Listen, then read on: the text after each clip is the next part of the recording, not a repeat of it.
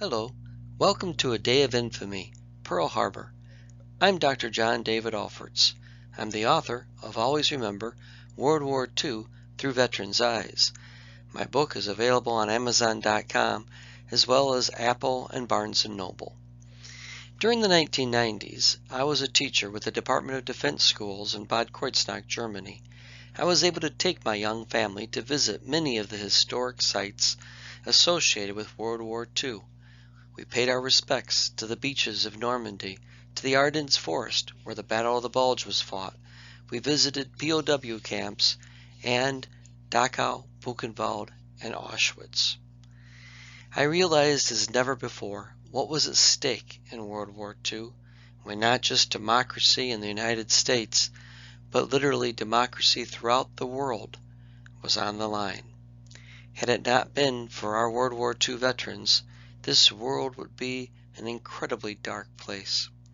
I began to write to our World War II veterans to thank them for their experiences. I also invited them to share some of their stories with me, and I promised to pass them on to my students and to keep them alive any way that I could. For each letter I wrote, I received far more responses than I ever anticipated, as veterans shared them with their buddies and printed them in reunion newsletters. Before long, I had heard from 140 veterans, including 20 Medal of Honor recipients. I had more material than I could ever use in the classes I taught, both in public school and as an adjunct professor. I knew I had to include them in a book. And so, last year, 2019, I finally finished Always Remember World War II Through Veterans' Eyes. This presentation is based in part on the first chapter on Pearl Harbor. I hope you'll enjoy it. The stillness of dawn was shattered as the Japanese launched a massive attack against the U.S. naval base of Pearl Harbor on December 7, 1941, and with it the fragile peace that the United States had precariously maintained amid gathering war clouds. Japanese Rear Admiral Yamamoto's bold plan to launch a devastating surprise attack was almost assured of success, with 7 out of the U.S. Pacific Fleet's 8 unsuspecting battleships moored at Ford Island's Battleship Row. Within a few horrific hours, the Arizona, the Oklahoma, the West Virginia, the Nevada, Utah, Pennsylvania, Maryland, and Tennessee would all be badly damaged. In addition to the battleships, there were 86 lesser ships packed together in the harbor, an area not quite 3 miles square, with only one channel to the open sea. By the end of the day, 2,638 officers and enlisted men were dead, including 68 civilians. 1,178 more men were wounded, many of them suffering terrible burns. The destruction the Japanese wrought at Pearl Harbor was not limited to Battleship Row. The Utah, moored at the opposite side of Ford Island, suffered 3 torpedoes which caused her to roll over and sink, suffocating the 58 men trapped in her hull. William J. Agen of Wrightstown, Wisconsin, an enlisted 3rd-class petty officer, had just completed 4 a.m. to 8 a.m. signal watch on the bridge of the USS Honolulu, one of the Pacific Fleet's 8 light cruisers. On board was Rear Admiral Harold Leary, commander of the cruisers of the battle force. Agen was one of 7 signalmen attached to Leary's staff, but had to pull watch with Honolulu's signalmen. He hated the 4 a.m. to 8 a.m. shift, most of all because there was no chance of going back to sleep after being relieved, just time to catch a quick breakfast, then fall into the daily work routine. The watch went by uneventfully. I drank a couple of cups of coffee, and I smoked 4 or 5 cigarettes. I don't remember receiving one signal or message from any ship or the signal tower on my watch.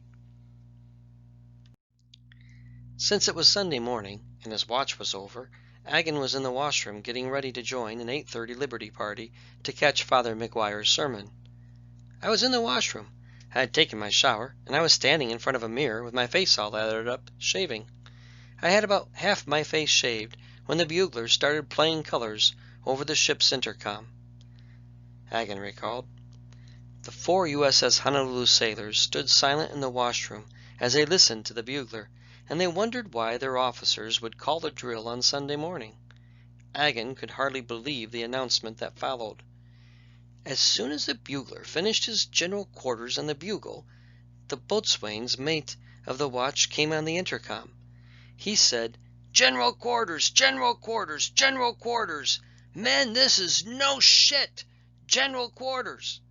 At the same time, we heard gunfire, and I mean gunfire. It sounded like our main 6-inch battery was going off. This was unheard of in Pearl Harbor. All 4 of us tried to get through the washroom door at once. I was on the main deck in about 2 seconds.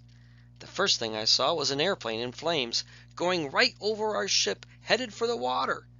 This was shocking enough for a peacetime sailor, but what really stands out in my memory is the big red ball on the wing of the plane. As Agen raced down the main deck towards his general quarters station at the after signal bridge, Lieutenant Taylor, the Admiral's flag lieutenant, passed him and told Agen to get the Admiral's personal flag down. The blue square flag with its 2 white stars in the center signified that the USS Honolulu was carrying a rear admiral. If the flag wasn't taken down immediately from the mainmast yardarm, the cruiser would become an even bigger target for the attacking Japanese. Contemplating climbing the steel deck 50 feet above him, Agen wondered to himself, why me? Still, being a good sailor, Agen did as he was commanded. Changing my direction, I headed for the mainmast on the ship. I could see, as I was running towards the stern of the ship, 2 Japanese torpedo planes passing the stern. One of them had just released its torpedo, which was dropping down into the water. I finally reached the mainmast and the ladder going up to the small steel platform around the mast. This is where the halyard, which was attached to the Admiral's flag flying on the yardarm of the mainmast, was tied. I looked up the ladder and up at the small platform about 20 feet above, with no protection around it, and then I glanced in back of me. More torpedo planes were coming in. By now, I could see the machine gun tracer fire. It looked like it was headed right in my direction. The rest of the men around were diving under or getting behind some kind of obstruction. I looked up at the 2-star blue flag again, and I said, "God damn!" This could be considered praying and cursing at the same time. I closed my eyes, and I climbed up the ladder like a shot, and was standing on the little steel deck and groping for the halyard to the flag before I realized my eyes were still closed. I opened them, and the first thing I saw, or thought I saw, was bullets ricocheting off the deck below. Again I glanced over my shoulder and saw more Jap planes passing astern with their machine guns blazing. I quickly unraveled the halyard and hauled down the flag. The sensation I had in the next few moments I shall never forget. I think I actually experienced standing before a firing squad and being shot. I thought I actually felt bullets going through my body. I kept looking around for the blood and waiting for the pain. Although it felt like an eternity, Agen got the flag down in a matter of minutes, and he hurried off to the signal bridge.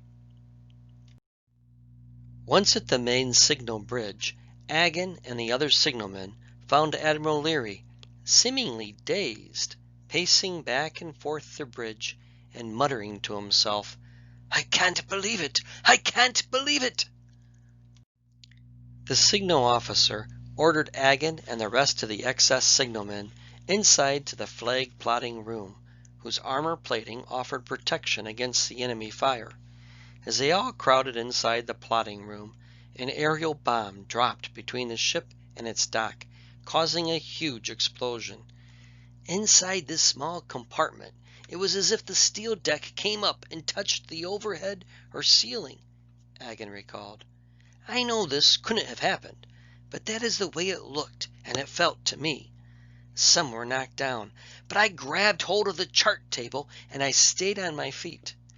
After the lights came back on and the dust cleared away, we found that nobody was hurt in the compartment. But the blast had badly damaged the Honolulu. Up until this time, the Honolulu had been desperately trying to get up enough steam to get underway, but after the bomb explosion, there was no hope of the Honolulu getting out of the harbor. Although the side of the ship hadn't been penetrated, most of the oil lines were ruptured and leaking. Gauges were broken, power lines were disrupted, and there were some leakages in the hull. Miraculously, outside of cuts and bruises, not a man was killed. Unfortunately, the ship Honolulu, though, was out of action.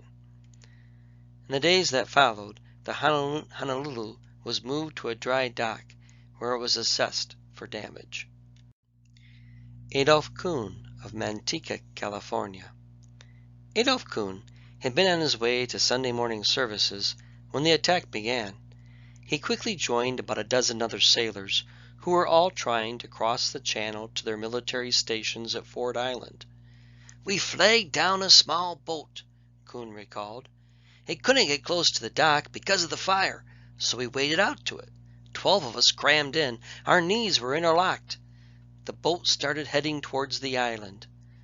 But the boat never got there. A Japanese pilot spotted the small boat and started strafing it. The bullets ripped that small boat apart. I never saw any of those guys again," Kuhn recalled sadly.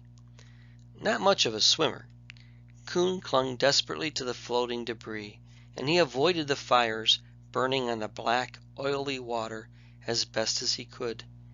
He watched helplessly as one ship after another exploded before his eyes. "The thing that sticks in my mind is all the sailors' white hats floating in the water," Kuhn told the Ripon Record.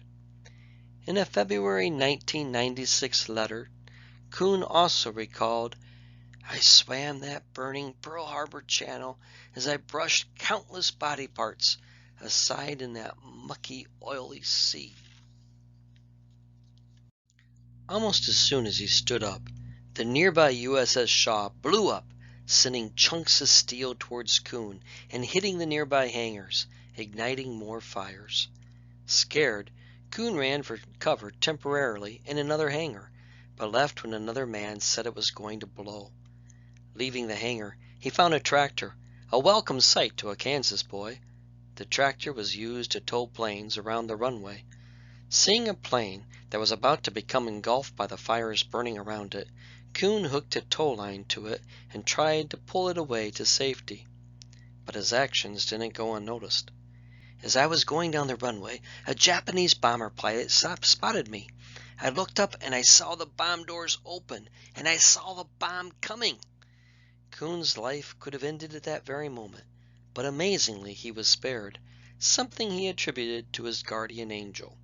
The bomb was a dud and crashed through the concrete runway, leaving a hole 12 feet deep. Kuhn quickly jumped off the tractor and released the plane from it, running back to the hangar for safety. Suddenly the plane he had just risked his life to retrieve exploded in flames. Next, Kuhn heard a call for volunteers to go aboard ships to rescue the wounded. He quickly volunteered, and he became the only man from the rescue mission to board the ship that took the brunt of the Japanese assault, the USS Arizona. In my rescue mission aboard the USS Arizona, every sailor I came in contact with was far too badly scorched, and very little life left in any of them. God called them home soon, Kuhn wrote in a September 1996 letter. While aboard the Arizona, Kuhn spotted a quarter lying on the deck of the Arizona. For some reason, he decided to pick it up. It was so hot that it burnt a circle in the fabric of his pants. "I still have that charred U.S. quarter. I picked it up off the burning deck on the sinking USS Arizona," Kuhn wrote in February of 1996. He kept the quarter for well over 50 years as a sad reminder of the horror of that day. William J. Agen also recalled watching the doomed Arizona. At first, she seemed pretty intact to him from where he stood on the bridge. But as I gazed at her, all of a sudden she was surrounded by a black cloud of smoke that covered the whole ship and seemed to rise up in the air. Then it slowly settled back down to the water and began to clear away. As the smoke cleared, I was looking for the ship, the Arizona, but she wasn't there. At least I couldn't see her. I couldn't believe my eyes. I kept looking, and I said to somebody, "Where's the Arizona?" Finally, after a minute or so, the smoke cleared some more, and I spotted the ensign, the flag, the stars and stripes, still flying on her stern. That was it. The rest of the battleship Arizona was gone underneath the waters of Pearl Harbor. The battleship Arizona would lose some 47 officers and 1,057 men, almost half of the dead at Pearl Harbor. 1,102 are still entombed in the USS Arizona today. John McGoran, then a sailor on the USS California, didn't hear the alarm that sounded in general quarters that December 7th morning. His breakfast over, he was carrying his dirty dishes to the scullery when a sailor ran by him, singing crazily, "The Japs are coming! The Japs are coming! Hurrah! Hurrah!" McGoran rushed to his battle station in the very bottom of the ship, the lower powder handling room of No. 3 turret. McGoran recalled, "No. 3 turret was a big rotating turret with 14-inch guns that fired 4-feet-long shells capable of hurtling some 22 miles. When fired, the bang is a doomsday clap of thunder that gave me the hearing loss by which I remember them today." As he was trained to do, McGoran rushed to the deck below, jumped into an open hatchway, caught the lower deck's overhead bar, then swung on to another run in the lower passageway. Quick as he could, he arrived in the lower handling room, where a first-class petty officer named Allen had taken charge. Allen was one of those old-time petty officers referred to as the backbone of the fleet. Now he was busy giving orders we couldn't carry out, because no one had the keys to the powder magazines. Suddenly a violent lurching shook us all, tossing us around like so many unmuscled puppets, as the ship seemed to raise a foot and then settle back. Allen grabbed onto his earphones. "We're hit!" he cried. "A torpedo!" At first McGoran didn't care. The armor around the California was a foot thick, and the ship was thought to be impenetrable. McGoran's first thought was, "So what? Enjoy it!" He didn't think a torpedo could sink the mighty California. McGoran soon realized how wrong he was. "My idiot elation was brief," McGoran recalled years later.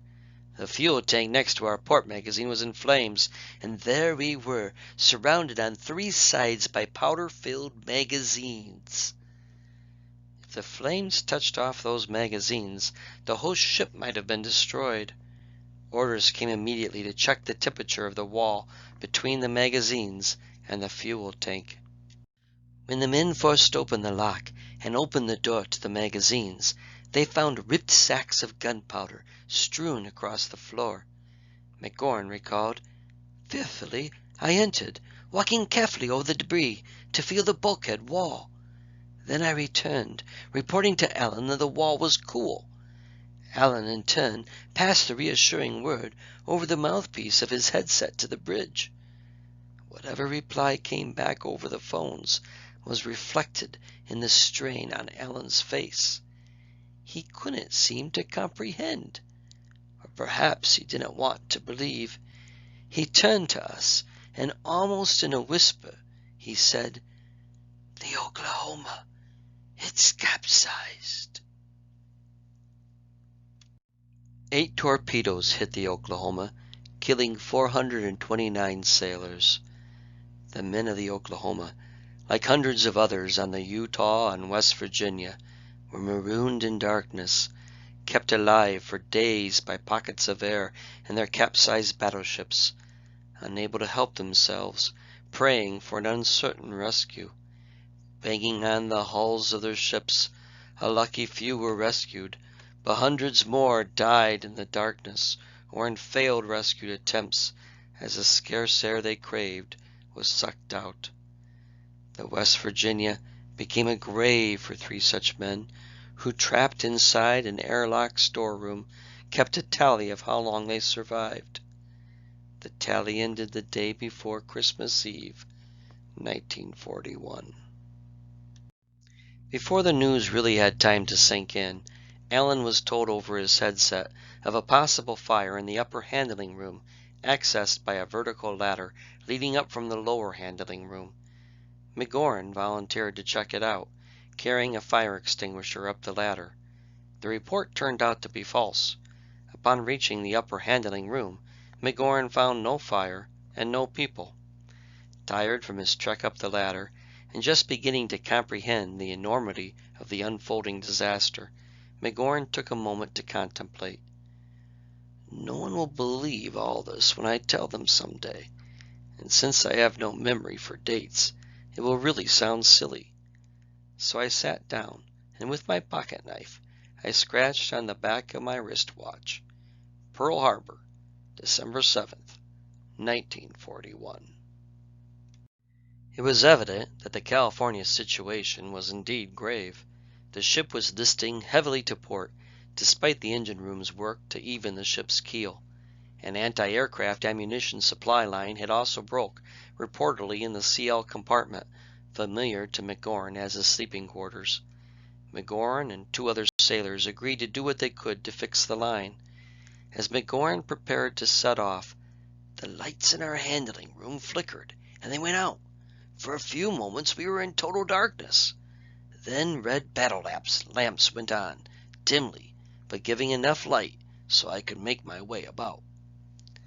The narrow passageway to the compartment was treacherous, even in the best of times, with watertight bulkhead doors lined with a conveyor system to move the heavy shells up hoists that lifted them to the 5-inch guns located above on the boat's deck. Because of the dim lighting, McGoran and the 2 other sailors made their way cautiously through the passageway, reaching the CL compartment without any trouble. McGoran was shocked by what awaited him there. As each man looked into the CL compartment, he turned and backed off. Then came my turn, and what I saw was pure horror. My first realization that the game was now for keeps. I saw bodies, many bodies, some of which I knew, just by their eyes, were lifeless. Thunderous booms began rocking the ship, adding to the sailors' horror. They thought the explosions were Japanese bombs hitting the California's armor deck, but later found out they were from the ship's 5-inch guns being fed their ammunition from ready boxes alongside them. McGoran soon found himself helping rescue a man that he detested. As I stood there looking into the CL compartment, my companion, a seaman named Smitty, called to me. I turned to see him on the opposite side of the conveyor, trying to help a sailor whose back was against the bulkhead. Navy talk for Wall, but who was slowly slipping to the floor. His eyes were rolled back into his head. "This one is still alive," Smitty said calmly. Smitty was a small fellow, but he managed to wrestle the wounded sailor to me, and I pulled the limp body over the conveyor into the passageway. If on December 6th anyone had asked me to help save the life of this offensive guy, I would have answered, "To hell with him." I had known this fellow since boot camp, and he was one of the most overbearing characters I had ever met. But now, unconscious, he had no personality. His life was a life to be saved. Recognizing that the disagreeable sailor was badly in need of help, Smitty and McGoran backtracked towards the first aid station. Bogged down by the man's weight, it was a difficult journey, opening and closing watertight hatch covers and hoisting the injured sailor up the ladder. McGoran hadn't gone far when he discovered that things could always get worse. Smitty took the injured man's legs and started up the ladder. I got him under the arms, and just as I'd taken a second or third step upward, an explosion again rocked the ship. Compressed air from the deck above thrust the three of us back down the ladder, landing us in a pile at the bottom. Picking myself up, I found my right leg had a laceration. Blood was now oozing from my shin. Listening to one explosion after another, McGoran and Smitty decided it wasn't such a good idea after all to head towards the main deck, and they closed the hatch cover. Just then, to add to their confusion, a sailor yelled, "Gas!" as a steam pipe burst. McGoran, like the men around him, held his breath and put on his gas mask. McGoran found the mask unpleasant, and he was glad to find the air smelled okay when he lifted it a few minutes later. The air soon cleared. McGoran wished the horror surrounding him could so easily be lifted. 3 Negroes, men that we had thought dead, staggered towards us from that gruesome morgue, the CL compartment that we had just left. 2 of these men were helping a third, who kept repeating insanely, "Moses is dead! Moses is dead!" Moses Anderson Allen. Moses was a large man, an officer's mess attendant. He was liked by everyone on board, and by the Negro crewmen who looked up to him as a leader. Smitty and I debated whether to try for escape from this area by going back to and beyond the CL compartment to a hatch there, or opening this hatch again and trying for an escape here. We hesitantly tackled the latter. We opened the hatch cover again, and we saw no evidence of damage from the explosion. Still carrying their injured shipmate, McGoran and Smitty soon reached the ship's store, which was a complete mess. A bomb had penetrated the deck above and had exploded there, killing the master-at-arms, a sailor named Boots. McGoran and Smitty hoisted the injured sailor up another ladder, this time arriving at a makeshift emergency first aid station. McGoran found triage operations were already underway in what had previously been a recreation room for the crew.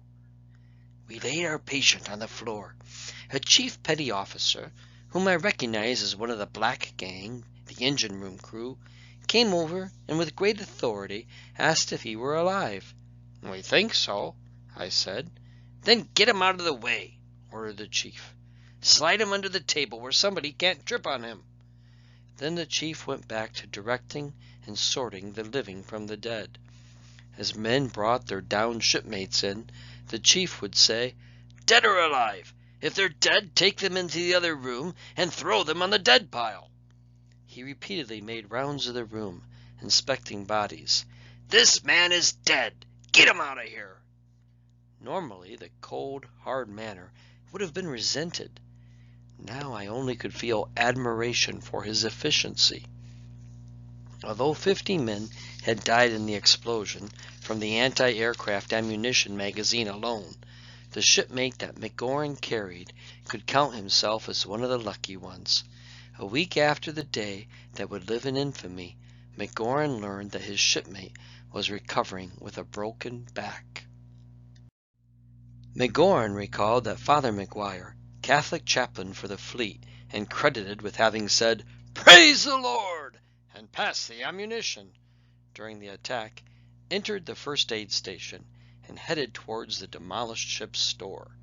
McGuire was wearing a gas mask on his head, which reminded McGoran of a strangely shaped hat. Because the men of the California could not reach their own supply of anti-aircraft ammunition, a chief petty officer and a warrant officer ordered a work party of 10 men to search for ammunition. McGoran was chosen to be on the work party, which left the first aid station for the starboard quarter deck. We were about to proceed on across the unprotected quarter deck to board a motor launch when someone warned us that a wave of strafing Japanese planes was passing overhead. The planes came in low, and between sorties, men from nearby battle stations would race out on the quarterdeck to drag to shelter the men struck by machine gun fire. Then, as soon as we felt it was safe enough, we ran for the motor launch. As the work party rushed to the motor launch, they realized a ladder was no longer necessary to reach it. The California had sunk so low in the water that all they had to do was jump from the quarterdeck to the motor launch. Led by Warrant Officer H.A. Applegate and B.F. Pavlin, the work party began its desperate search for ammunition, taking a harrowing ride across Battleship Row, still under fire, many of its ships mortally injured.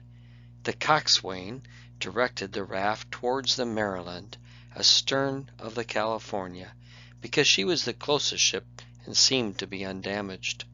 The coxswain steered their boat between the Oklahoma, now belly up after having rolled over, men still trapped helplessly inside it, and the forecastle of the Maryland, which contained the sailors' living quarters.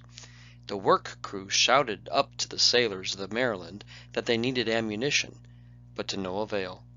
The plight of one work party in need of ammunition on a tiny motor launch seemed to be the least of the worries of the Maryland sailors. It didn't seem worth their while to board the Maryland, so the coxswain steered their tiny craft to the USS West Virginia, which was sinking so quickly that Applegate and a party of 5 men he selected could climb aboard without the use of a ladder.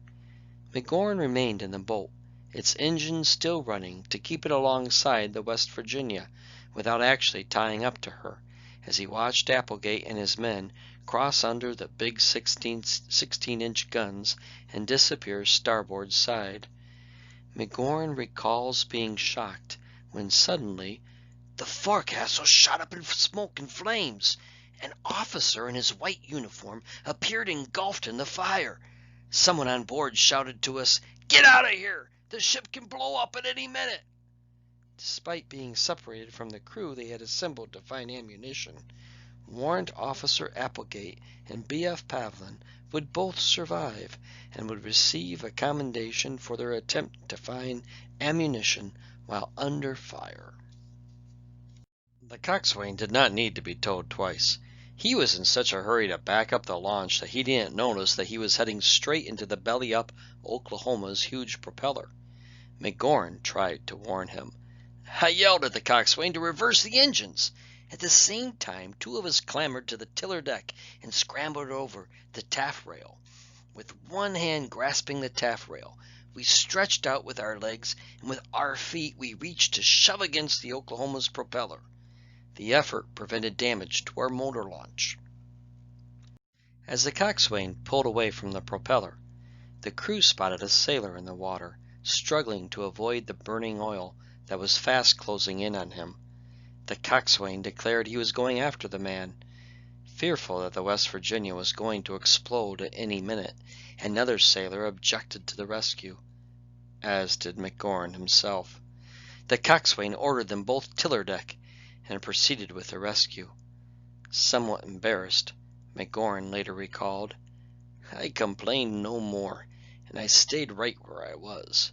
Actually, I was becoming so frightened I don't think I could have moved. The coxswain quickly picked up the sailor and got out of there. Many years later, at a Pearl Harbor survivors' luncheon in October of 1985, McGoran met the very man he plucked out of the water that day, Joseph Paul. The coxswain spotted the USS St. Louis, which had backed out of the Navy Yard and was making a break for it, hoping to escape to the open sea. The little launch came alongside the St. Louis, and McGoran and the crew tried to board her using a gangway that was hanging from her side. An officer denied them permission, though, and the coxswain turned his launch back towards the naval shipyard. At last the launch stopped at 10-10 deck, and the ammunition party went their separate ways. John McGoran found his way to the Navy Yard's administration building and reported for duty. He was assigned to a work crew under the leadership of the wife of the West Virginia's gunnery officer, Claude V. Ricketts. He was told to report to the Honolulu YMCA, where he spent the rest of the evening of that day that would live in infamy, helping the women and children evacuated from the Pearl Harbor housing project. In the days that followed, Pearl Harbor went to work, salvaging what could be saved from the battleships, burying the dead, and tending to the wounded. There were so many bodies that even the enlisted men's pool at the village of Aiea was used as a temporary grave. Inevitably, McGoran learned of the deaths of the men he knew. Boot, master-at-arms, was killed in the explosion at the ship's store, the same catastrophe that tumbled 3 of us off the ladder down on the 3rd deck. Simmons, a friend of mine since boot camp, had died in the ship's brig, where he had been confined for a minor infraction of the ship's rules. One rule or another kept Simmons in trouble, and it became a standing joke to call the brig Simmons Inn. A Marine sentry failed to release him, as he was required to do whenever general quarters was sounded.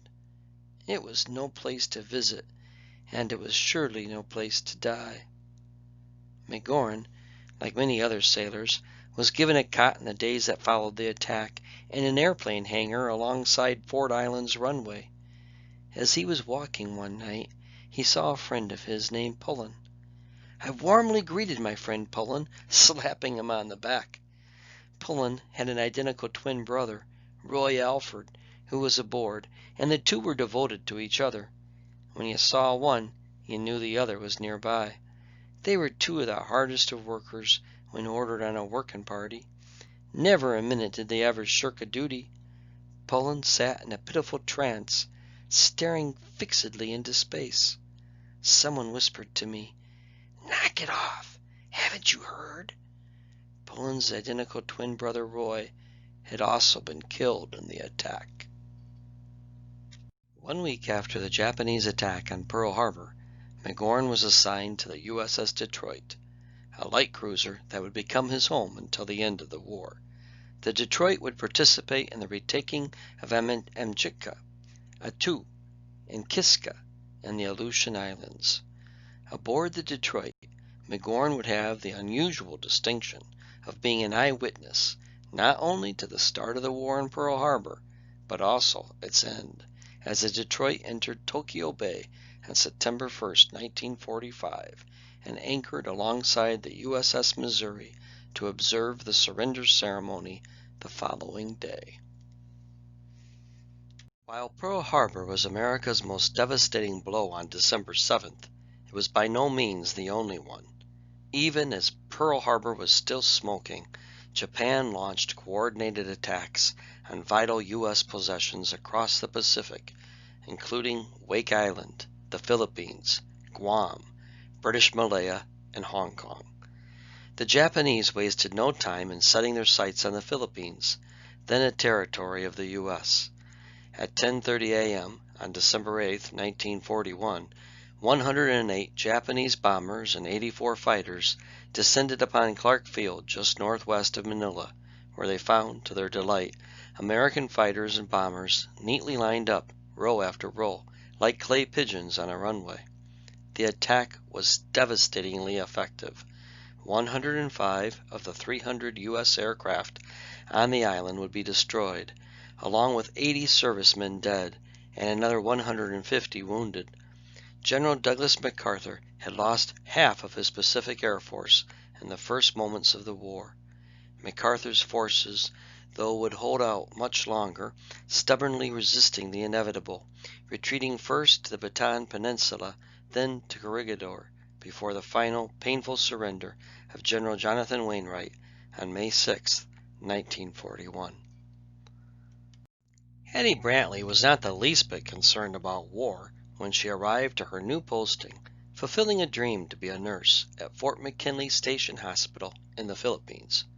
Brantley accepted her station to the Philippines in the summer of 1941 with great happiness, not knowing the cruel fate that awaited her. "I wanted to be in the Army so I could see the world, as nurses were assigned in Hawaii and the Philippines and Puerto Rico. We had hospitals in these areas, but none in Europe until after World War II began," Brantley wrote. Arriving in Luzon, Brantley found the lush mountains, beautiful coastline, and heavenly beaches to be a paradise. Her assignment seemed easy, even laid back. She worked a split schedule from 7 a.m. to 9 a.m. and again from 2 p.m. to 7 p.m. each day in the small station hospital. In between, she enjoyed plenty of leisure, playing golf, swimming, and shopping in downtown Manila. Although most dependents had been sent back to the United States by Thanksgiving, Luzon's tranquility made war seem like an impossibility to Brantley. Shock is hardly the word, when Pearl Harbor was bombed, and we in the Philippines were tossed into war just as suddenly, Brantley recalled. Because they were across the international dateline, news of Pearl Harbor's devastation did not reach Fort McKinley Station until Monday morning, when Brantley and the other nurses went to breakfast and heard the first reports over the radio. The head nurse quickly reassured her medical team, telling them there wasn't anything to worry about, that they would not be bothered in Luzon by the Japanese. Later that evening, as shots rang out in the jungle, the nurses decided they did indeed have something to worry about. "We had no idea what to do," Brantley said in an interview with Soldier magazine in September 1989, "so the four of us hid under our bungalow." By noon the next day, Clark Air Base was under attack, the Japanese destroying most of the bombers whose crews were at lunch. The decision was made to move the hospital from Fort McKinley to Manila. Although public buildings were converted into a 300-bed hospital, no patients were received before the medical staff was again ordered to move, this time to the Bataan Peninsula. "We moved in open buses on the early morning of Christmas Eve," Brantley told Soldier magazine, "and all along the way we had to stop, get out, and lie in ditches because of the bombers." When the nurses arrived at the field site, they found that nothing was set up. They went to work creating 17 wards with approximately 35 beds in each.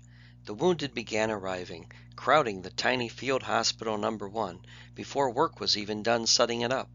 Brantley found that the easy nights at Fort McKinley were gone for good, as the nurses began working from sunup to sundown, treating the never-ending flow of casualties. Although there was no shortage of casualties, there was a shortage of supplies. Brantley and the other nurses knew that the stranglehold the Japanese had on the Americans in the peninsula meant that no further supplies would be forthcoming when the little they had ran out. Still, the wounded took it in stride as best they could.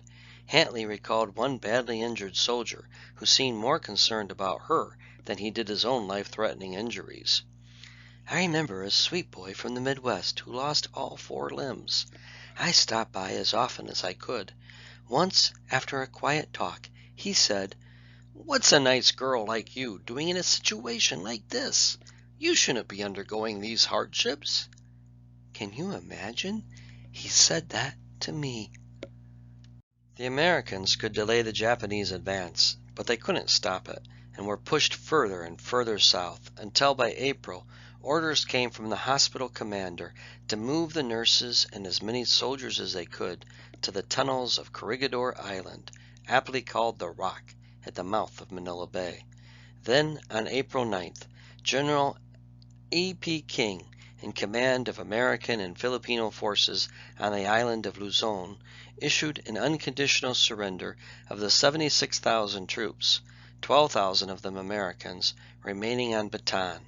The next day the prisoners were herded together and the 200-mile south march towards San Fernando began. Starvation, exposure, exhaustion, and dysentery would claim thousands of American POWs, many of whom were butchered by the Japanese when they finally collapsed of exhaustion. Before it was over, some 900 Americans would lose their lives in what came to be known as the Bataan Death March. Almost simultaneously, the Japanese turned their sights to the tiny garrison at Corregidor, aiming their artillery and sending their bombers to attack it from the air. Holed up in the tunnels at Corregidor, the situation became increasingly dire for Brantley and the thousands of others taking refuge there. In 1989, Brantley recalled the desperate conditions in Soldier magazine. "It was hot and smelly, and we had more than 1,000 patients. With so many people living so close together, nothing was adequate. The food was worse than, well, by this time somebody found a supply of cracked wheat that had been stored in the tunnels in 25-pound bags since 1918. I'm not saying it was edible, but we ate it. And we ate the worm larva that floated to the top of the cereal because it was protein. The people who did not survive would not eat what we had. On May 5th, after an intensive air and artillery bombardment, Japanese soldiers landed on Corregidor and forced the surrender of General Wainwright unconditionally the following day to General Masaharu Hama. The Japanese captured the Malinta Tunnel, but did not move the Americans there for another 6 weeks. By the time they finally were moved by ship from the tunnels of Corregidor to Manila's Santo Tomas internment camp, Brantley was so weak from a 105-degree fever, a result of the tropical infectious disease, that she was unable to recall much of what happened. For nearly 3 years, the internment camp would become home to Brantley and several thousand Allied civilians who had been living in Manila prior to the war's outbreak. During the 32 months of her captivity, Brantley said that mail was never received, and Red Cross packages were allowed in the camp only on 3 occasions. Even in the midst of their captivity in desperate conditions, Brantley recalled in her letter that the nurses never stopped caring for their fellow prisoners of war. "We nurses provided the nursing care for the civilian group, this without enough medicine or other amenities of patient care. The diet was always inadequate: cornmeal mush, coconut milk watered down, and dirty rice and soup gravy without protein. Tropical diseases were common, and we treated surgical requirements as professionally as possible with the available doctors. The medical staff consisted of older physicians who had been living in Manila, working for various companies, and a few missionary doctors from China. Everyone at the camp knew hunger, and the internees existed on the meager rice rations and on the tiny gardens they were allowed to tend." Brantley recalled the struggle to survive.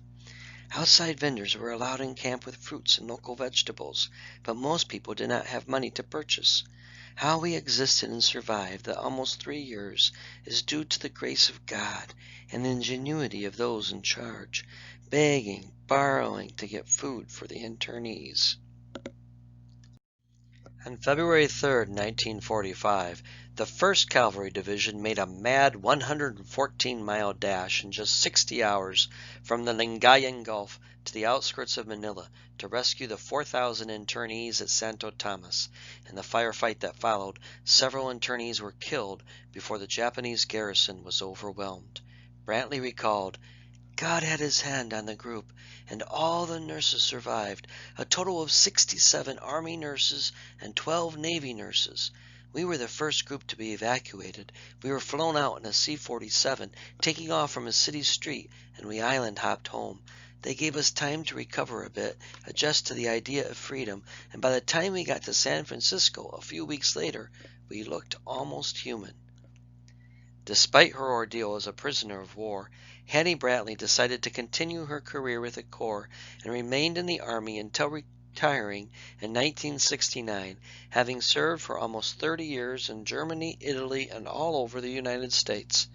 It was a proud Lieutenant Colonel Hattie Brantley that accepted a POW medal along with 30 other former prisoners of war on a parade field at Fort Sam Houston, Texas in 1988. The same base she retired from and where her career had begun all those years before. For Brantley, the angel of Bataan, her years of imprisonment were all a part of the service she gave willingly to a country she loved. "I consider I had a great career, rare opportunities for service to my country and mankind, and I am thankful for every single bit of it." Her grave is at New Prospect Cemetery in Prospect, Texas. Her tombstone reads, "I joined the Army to see the world and ride a horse. In a Japanese prison camp, I ate the horse." As the voices of World War II veterans are silenced, it is left for those of us who follow in their footsteps to tell their stories and to speak their names, so that all they endured for you, for me, and for future generations may forever be remembered. As long as their stories are told, the veterans of World War II will live on. I hope you enjoyed Day of Infamy, Pearl Harbor, from the pages of Always Remember World War II Through Veterans' Eyes. My name is Dr. John David Alforts, and I'm the author of Always Remember World War II Through Veterans' Eyes. It really was a labor of love, as I promised to keep these stories from the 140 veterans I wrote to alive through the classes I taught and through the pages of this book. If you enjoyed this presentation, I'll have others on YouTube in the near future. Liberators of Dachau and Buchenwald concentration camps, minorities in World War II, D-Day. I also have a presentation on Medal of Honor recipients, GI's daily life, and then 2 separate presentations, stories from Always Remember World War II Through Veterans' Eyes. You might also want to check out some of the wildlife presentations I'll be adding to YouTube in the near future, so subscribe to my channel. The book can be purchased on Amazon. That's my preferred bookseller. You can get the paperback or the ebook there, or you may purchase the ebook on Apple, Barnes & Noble, Kobo Books as well. Thank you again, and good night.